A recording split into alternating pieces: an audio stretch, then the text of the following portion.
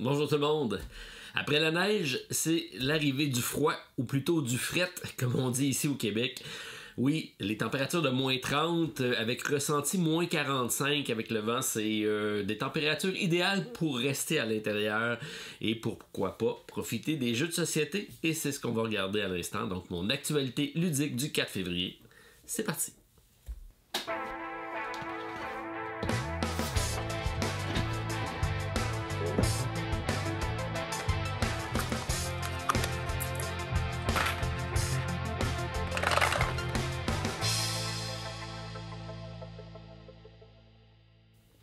Bonjour tout le monde, très content de vous retrouver en ce samedi matin si vous l'écoutez lors de la parution. Partagez café, petit déjeuner à votre compagnie et un café spécial puisque j'ai reçu une nouvelle tasse avec mon nom ici, la couleur de Maple, un petit dé. C'est gracieuseté donc de mon ami Martin Chalifou, notre nouveau collaborateur sur la chaîne. Donc vous aviez vu Martin cette semaine et c'est sa conjointe donc qui m'a fabriqué ça. Donc merci beaucoup à vous deux que j'ai d'ailleurs eu la chance de rencontrer puisque c'était notre rencontre, notre lancement de la saison 2023 pour la chaîne et pour le podcast de l'autre côté du plateau. Pas mal de monde sont venus nous voir. On était une tour d'une quarantaine à participer à l'événement, une soirée de gaming essentiellement. J'ai eu la chance, donc Martin Lafrenière bien sûr était là, Stéphane était là également, beaucoup de monde qu'on a rencontré. Vous allez voir quelques photos de l'événement que je vais mettre durant cette vidéo-ci. Ce fut toujours très agréable de vous rencontrer et de pouvoir échanger avec vous. Merci beaucoup de cette collaboration-là, c'est ce qui fait qu'on aime continuer ce qu'on fait parce qu'on sent qu'il y a des gens qui apprécient, donc c'est grandement apprécié. Merci beaucoup de vous être déplacés.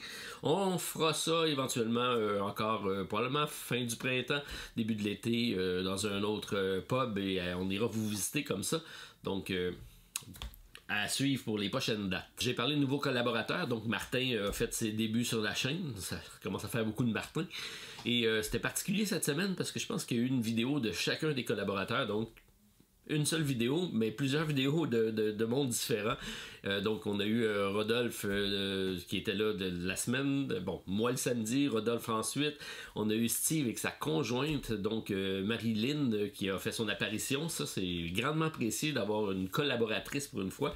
Alors Steve et Marie-Lynn devraient faire des vidéos comme ça en conjoint pour parler de jeux parce qu'ils jouent essentiellement à 2 joueurs et c'est très intéressant. Donc très hâte d'entendre ce que tu as à dire, Marie-Lynn, puis n'hésite pas à pousser Steve dans un coin puis l'empêcher de parler, de prendre la parole. J'ai bien apprécié ta présence, donc merci beaucoup d'être là. Et finalement, Martin Chalifou qui était là également pour une première vidéo en compagnie de son fils. Donc c'est son fils qui étudie en cinéma, je pense. Donc il l'a incité à se lancer derrière la caméra. Et content de te voir avec nous. Alors, ça fait plein de collaborateurs, plein de monde qui participent, et ça, c'est tant mieux, ça va faire des points de vue différents. Et on attend juste de revoir Stéphane, à quand ta prochaine vidéo. Alors, qui sait, prochainement, on aura sûrement un petit duel Stéphane contre Martin pour un prochain jeu, espérons-le. Alors, beaucoup de réceptions, comme vous voyez cette semaine, mais également beaucoup d'événements, comme je l'ai dit en introduction, puisque on va avoir donc le podcast, notre rencontre entre autres a eu lieu au Randolph du Centropolis, c'est là qu'on a rencontré nos abonnés et il y a un événement en fin de semaine, donc ce dimanche 5 février de 9h à 21h, il y a le défi Joue donc et non pas donne, c'est au profit de l'Association québécoise de prévention pour le suicide et donc c'est une activité, une collecte de fonds pour l'organisme et c'est l'occasion de s'inscrire, avoir plusieurs activités, gagner même des prix. Je sais qu'il va y avoir des prix vintage, donc on m'a dit qu'il allait y avoir des jeux anciens qui allaient être disponibles, donc je sais qu'il y a pas mal d'inscriptions déjà. Il y a certains du monde ludique qui vont être là, donc mon beau-frère Normand d'Amour devrait passer faire un tour. J'ai vu que David Couteau également allait probablement être présent. Et je vais tenter d'aller faire un tour également, donc puisque c'est pas tellement loin de chez moi. Donc c'est ce dimanche, avis aux intéressés, venez faire un tour et vous aurez la chance donc de contribuer à une bonne cause et également une chance de gagner des prix. c'est ce qu'on a fait également là, avec les abonnés. On a donné de beaux prix. Entre autres, Martin avait amené sa copie de Hoplomachus et on a eu d'heureux gagnants. D'ailleurs, c'est la conjointe de Martin qui a gagné le prix. Alors peut-être qu'on aura le droit à une vidéo sur la chaîne, c'est à suivre. En parlant d'événements, il y a également d'autres choses qui arrivent donc dans 2 semaines, je pense. C'est au Randolph du 10-30 cette fois-ci, donc du côté de la Rive-Sud, à Brossard, qui aura lieu le 19 février, donc dimanche le 19 février. Le premier tournoi de Seven Wonders, on va dire amical, mais c'est pour le lancement de la nouvelle extension qui est Édifice. Donc c'est vraiment un mode tournoi, il va falloir s'inscrire, il va y avoir de 24 à 48 participants, dépendamment du nombre de personnes qui seront intéressées. Il y aura également des prix à gagner, évidemment. Et je mettrai dans la description le lien pour aller vous inscrire. Donc, vous allez pouvoir réserver votre place pour ce tournoi-là si vous êtes adepte du jeu ou si vous voulez juste participer pour le plaisir.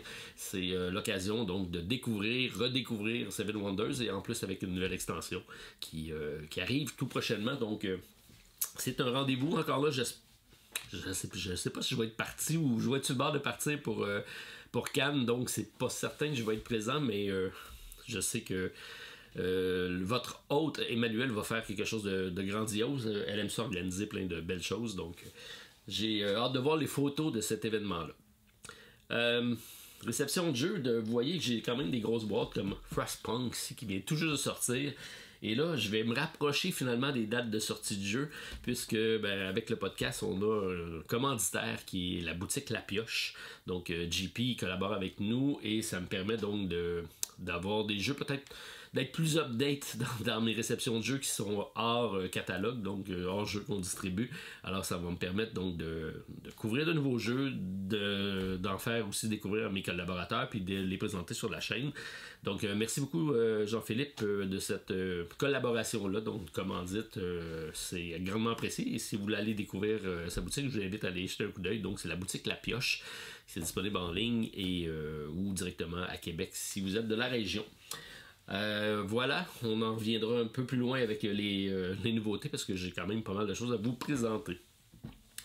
Alors je mets ma belle tasse de côté, mais mon café est chaud et ça fait du bien parce que c'est pas chaud à l'extérieur. Alors j'ai eu la chance de recevoir le fameux Black Hole.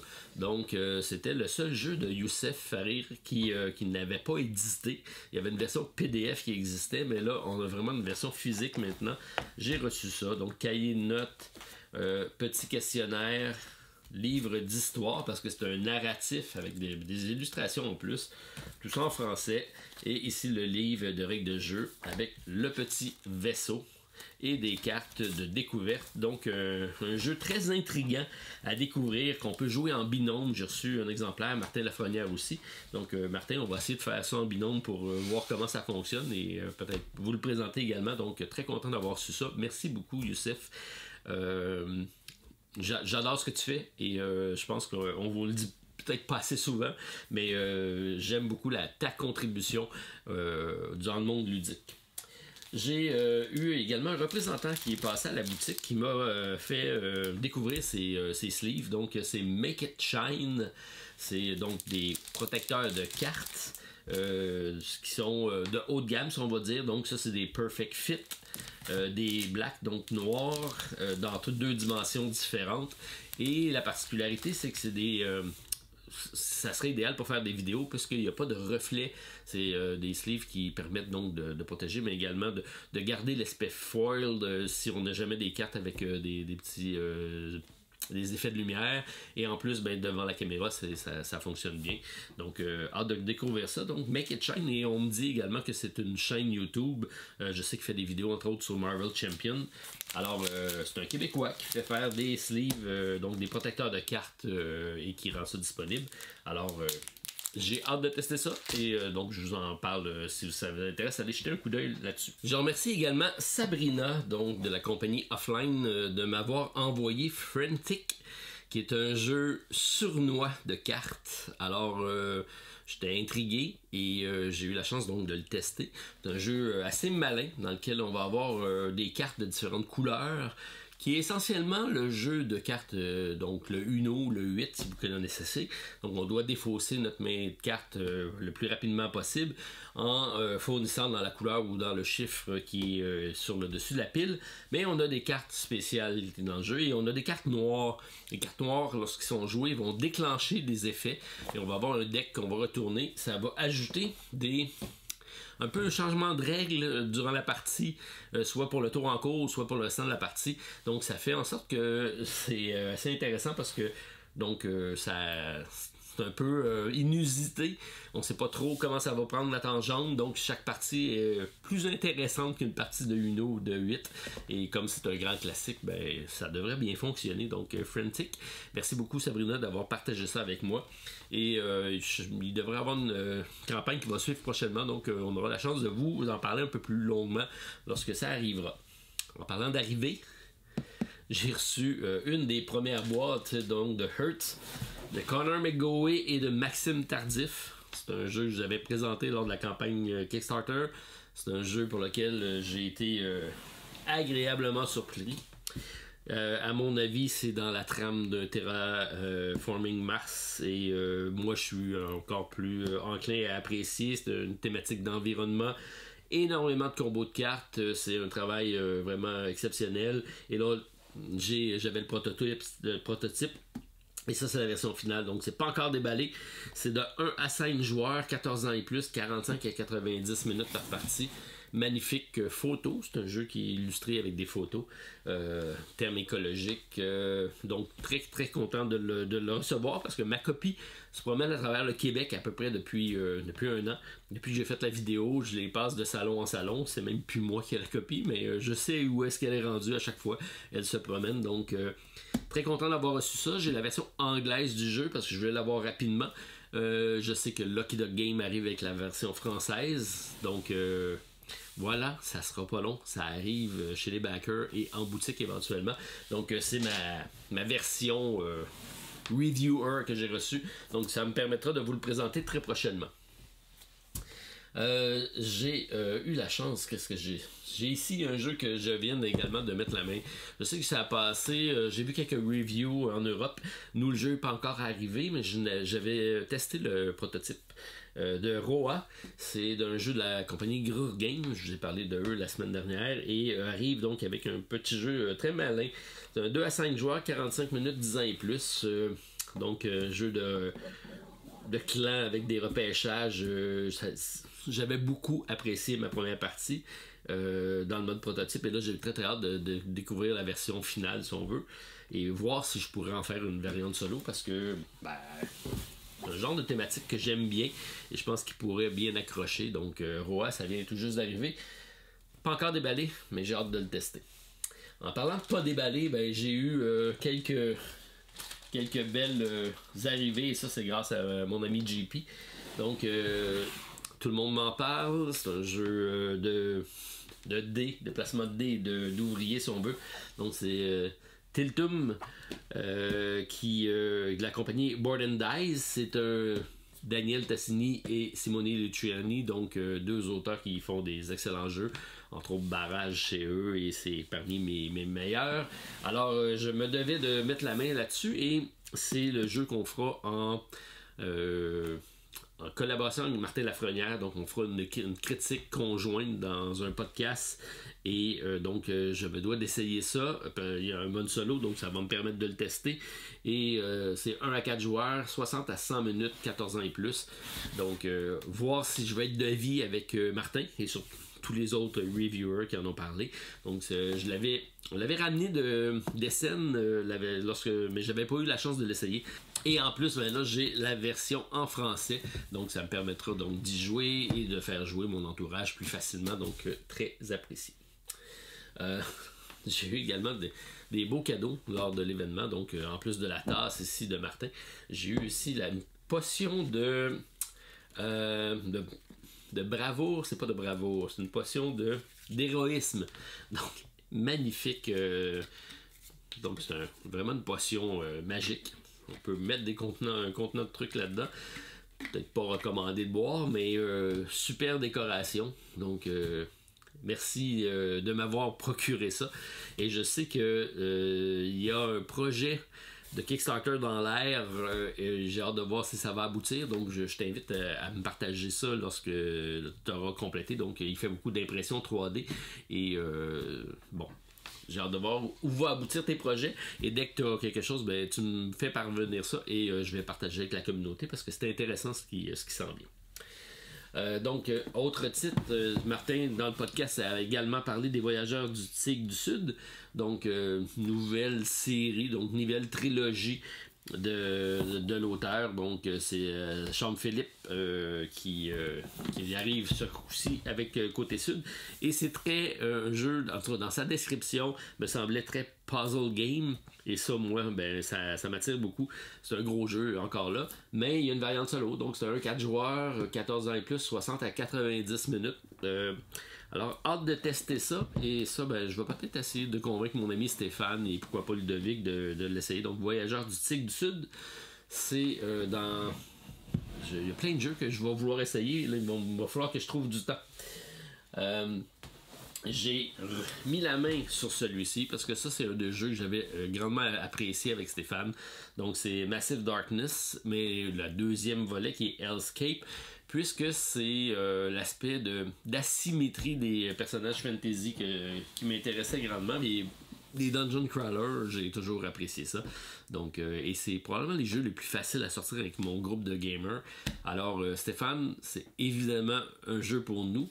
Alors, ça aussi, on aimerait ça tester ça. Vous pouvez aller voir la vidéo que j'avais faite de la première version du jeu, Massive Darkness, et franchement, on avait bien aimé.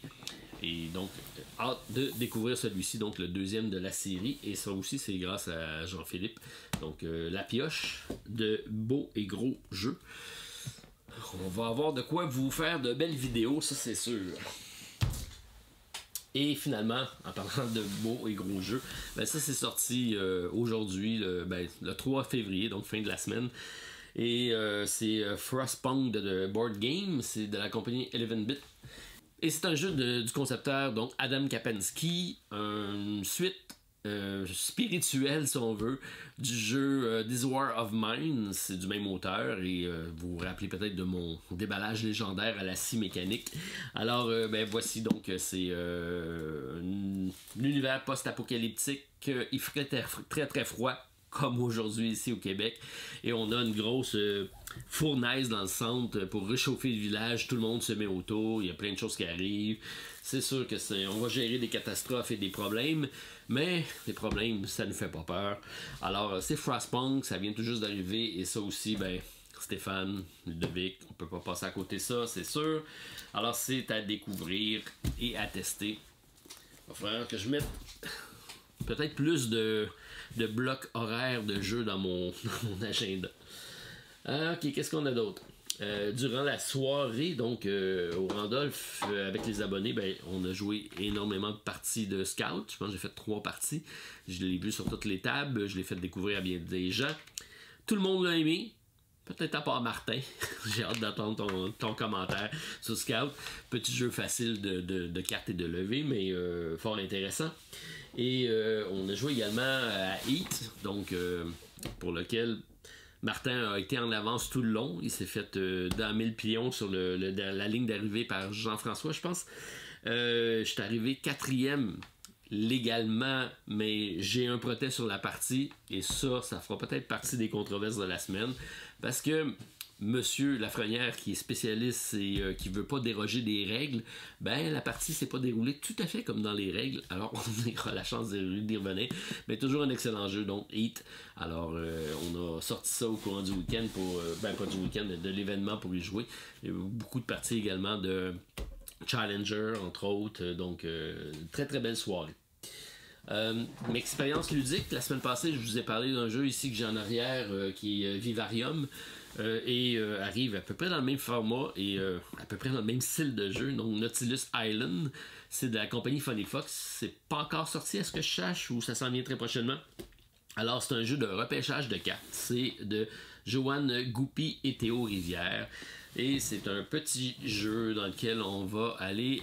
on a échoué sur une île déserte, on trouve un vieux sous-marin échoué, le Nautilus, et on va rentrer à l'intérieur pour aller chercher des loots, donc des équipements qu'on va avoir trouvés, des pièces de vêtements, des équipements de navigation, de pêche, de nourriture, plein de choses comme ça. Un petit peu à la Galapagos si on veut, mais là c'est juste du loot qu'on fait. Et c'est une collection d'ensemble dans lequel on va monter notre collection et à un moment donné, on va la barrer. Donc, on va prendre un hublot et on va mettre ça sur notre carte. Donc, il y a une petite course qui s'installe parce que c'est le premier qui ferme sa collection qui va faire le plus de points. Mais plus on a de cartes, plus c'est payant. Donc, il y a une double subtilité. Et ça me fait beaucoup penser à un Lost City, qui est un excellent jeu de cartes. Alors, je pense que celui-ci devrait très très bien fonctionner. Donc, belle première expérience avec Nautilus Island. Et si j'avais la chance de tester ça, je pense que ça vaut la peine. Alors, ça s'en vient chez Funny Fox. J'ai eu aussi, en primeur, c'est vraiment une boîte prototype. Mais nos amis de Scorpion Masqué travaillent très fort pour Cannes, parce qu'il y a Turing Machine, entre autres, et Flashback qui sont nominés pour les L'As d'or de l'année. Il y a beaucoup de projets qui s'en viennent. Et un des prochains projets qui risque de faire parler de lui, et ça c'est mon coup de cœur de l'année qui s'en vient dans notre studio, c'est SkyTeam. C'est un jeu de simulation d'atterrissage. Donc, on va avoir différentes pistes d'atterrissage, différentes conditions météorologiques et ça se passe à deux. C'est un 2 joueurs, alors c'est pilote et copilote. Et on a une gestion de dés pour vraiment contrôler notre avion, sortir les trains d'atterrissage, les volets, ralentir, utiliser notre radio pour libérer la piste et atterrir de façon adéquate et sécuritaire. Donc, très, très, très brillant comme jeu de dés. C'est un 2 joueurs, comme j'ai dit. C'est magique pour moi. Là. Je pense que ça va atteindre une cible, un public cible très, très bien. Il me reste juste à peut-être regarder pour une variante solo. Et c'est pour ça que je voulais qu'il m'imprime un prototype. Je veux travailler là-dessus pour que lors de la sortie, on ait finalement un petit jeu en solo en plus de la version coop. Parce que c'est un 2 joueurs coop. Et ça, il n'y en a pas beaucoup. Alors, sinon, c'est des campagnes de socio-financement qui arrivent la semaine prochaine. Et là, il faut que je vous fasse la vidéo de ces deux jeux-ci. Donc, j'en ai déjà parlé à quelques reprises. Donc, le jeu Statera, le jeu avec la balance, et Soul of Enkiril, qui est un jeu donc de tuiles et de confrontation d'éléments, l'eau contre le feu. Alors, ça devrait sortir la semaine prochaine. Bref, j'ai eu pas mal de boulot sur la planche à venir, plein de beaux jeux à découvrir. Alors, comme il fait froid, en fin de semaine, en plus de déménager ma fille, parce que oui, ma fille déménage, ma plus vieille. Alors, on fait un peu de déménagement, un peu de peinture, puis le soir, on s'installe après le souper avec un bon jeu de société à découvrir. Alors, c'est mon planning de ce week-end. Quel est le vôtre? Peut-être se voir également au Centropolis pour le défi Joudon. Sinon, inscription dans 2 semaines pour le fameux tournoi de Seven Wonders. Bref, les activités manquent pas. Et espérons que ça va quand même se réchauffer pour aller faire un petit tour dehors. C'est quand même agréable de profiter de l'hiver, mais quand il fait un peu moins froid. Alors, on se dit bon week-end. J'attends de vous lire pour savoir quel est votre planning de cette fin de semaine-ci. Savoir si c'est un peu plus chaud par chez vous. Bref. Hâte de vous lire, d'échanger avec vous, puis on se donne rendez-vous aux autres vidéos qui arrivent très prochainement. Donc, bon week-end à tous. Bye.